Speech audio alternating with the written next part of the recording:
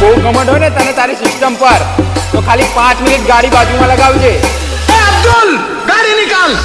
ટક્કર લેવી હોય તો આવી જા, ગાડી બાજુમાં લગાવી જા, ખોટો હવામાં ના ઉડજે, તને હરાવી દઈશ, તને હરાવી દઈશ.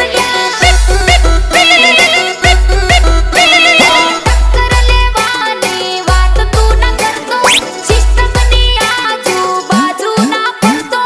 આ તો વીસી ઓડિયો વાળા છે બેટા, રીલ્સમાં નહીં રિયલમાં ફાડી નાખશે. હા, અમને પાડો